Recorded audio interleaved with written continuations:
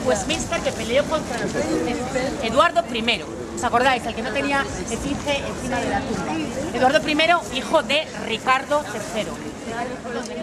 20 años trabajando en la Armada inglesa, tiene carta de honores y por eso le permite que solicite vivir y trabajar en la torre como beefitter. Los beefitters, bueno, él es el encargado de los cuervos, se llama el maestro de los cuervos. Los cuervos están en la torre porque eran